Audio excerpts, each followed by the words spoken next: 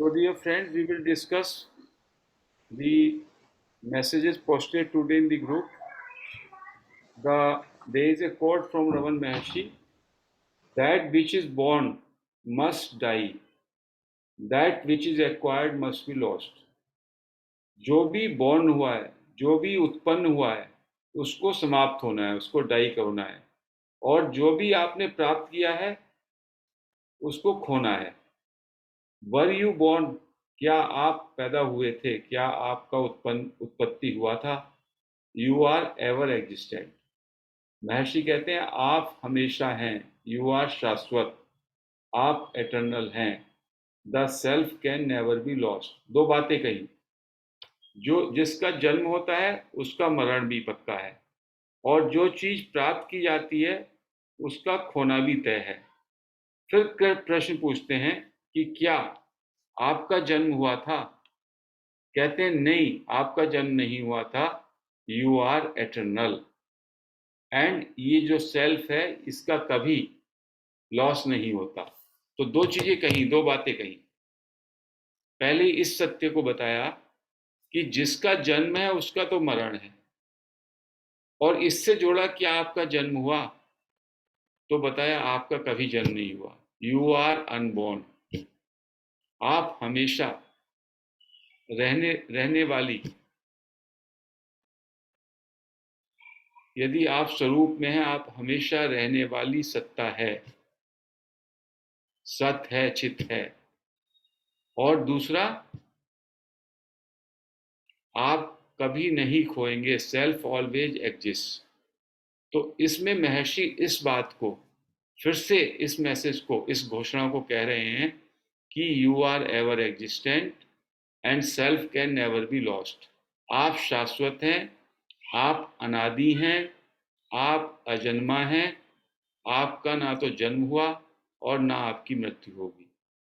और जिसको आप मानते हैं, जिसका जन्म हुआ और मृत्यु, उसके साथ आप जो तादात्म्य कर लेते हैं कि मैं एक शरीर हूं, इसके कारण ही आपके अंदर भय, चिंताएं, आसक्ति और न जाने कितने बुराइयां उसके कारण पैदा होती हैं, क्योंकि आप अपने को सीमित, जन्म लेने वाली, मरने वाली, प्राप्त होने वाली और खोने वाली सत्ता मान लेते हैं, जो कि आप नहीं। जबकि आप हमेशा रहने वाले, एवर एग्जिस्टेंट, हमेशा रहने वाली और कभी ना खोने वाली सत्ता है। यू आर एटर्नल, आप शाश्वत हैं। यू आर दैट, आपकी सत्ता इतनी विराट है, जो अजन्मा है, अनादि है, और जिसका अंत नहीं होगा। इसको जान लीजिए। और जिससे आपने अपने को तादात्म्य किया है, मैं शरीर हूं, देहात्मा बुद्धि, उसको छोड़ दीजिए। केवल मात्र वही अज्ञान है। उस अज्ञान को जैसे ही आपने छोड़ा, उस अज्ञान का जैसे ही निवारण हुआ, आपको अपने शाश्वत स्वरूप का बोध होगा।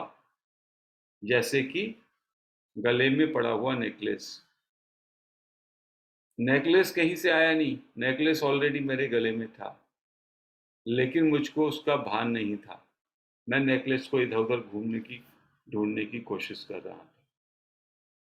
When ever you have some moments free, Maharshi इस मैसेज में कहते हैं, whenever you have some moments free, reflect what is this ego life.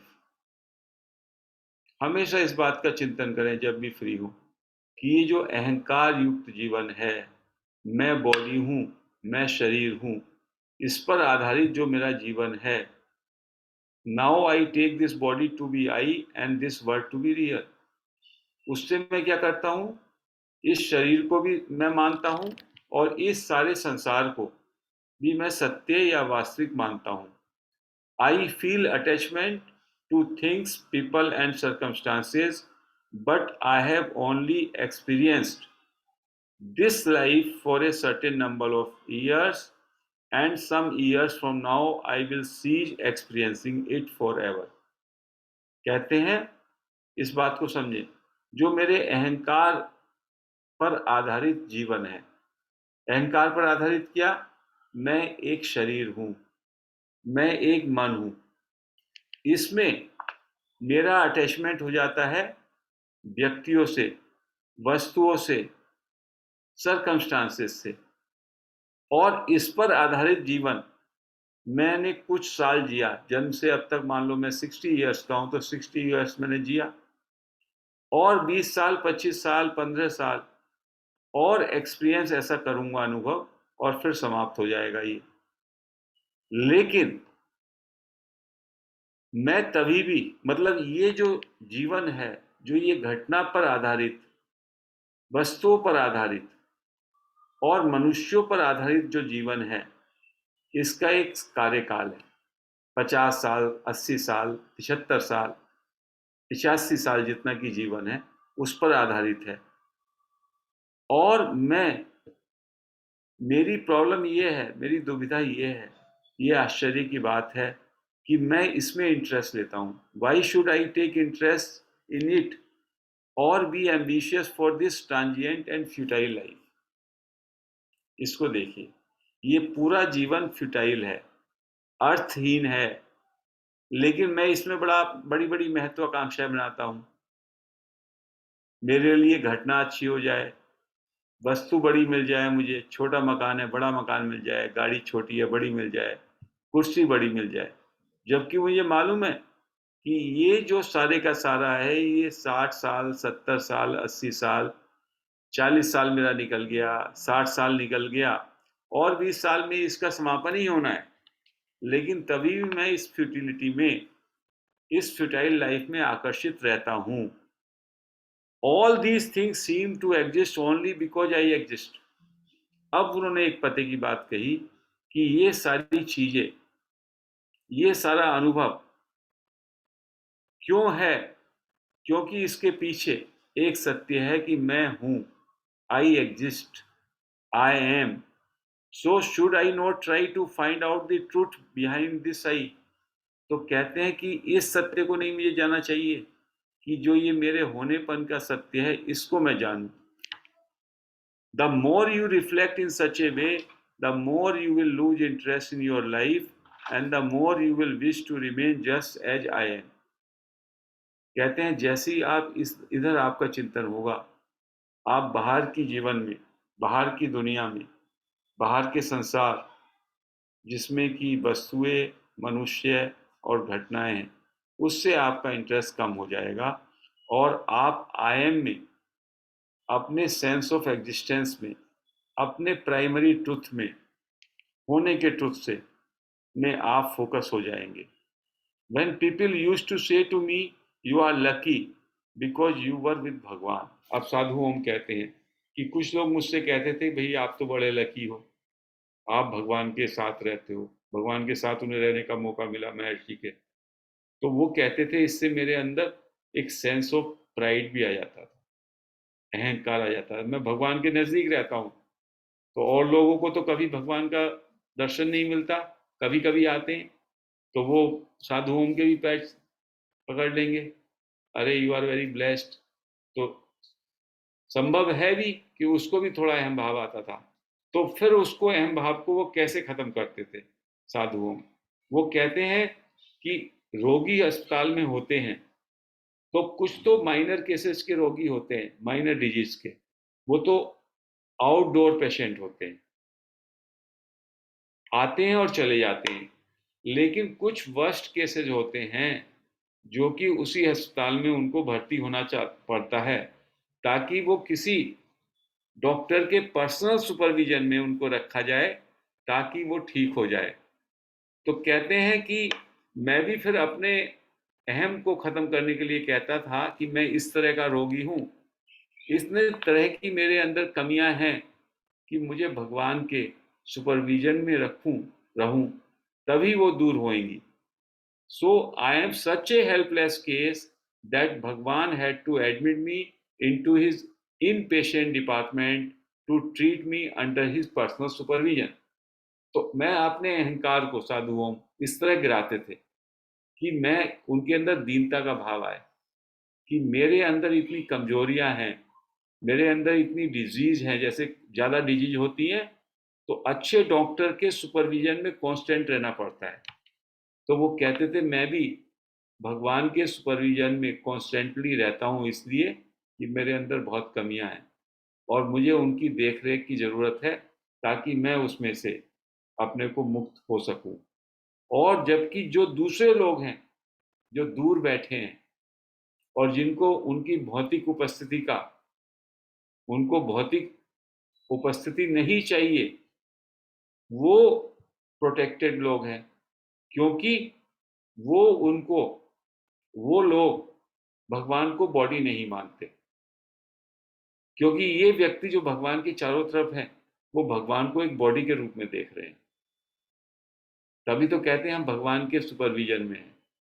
तो ये एक डेलूजन आ गया, इसको समझिए। क्योंकि भगवान इज नॉट ए बॉडी, तो वो व्यक्ति जो भगवान की प्रेजेंस में है वो अपने अहम को गिराने के लिए किस तरह से सोच रहा है, उसकी सोच की ऊंचाई समझिए। भगवान के पास रहने से उसके अंदर कोई अहंकार ना बढ़ जाए।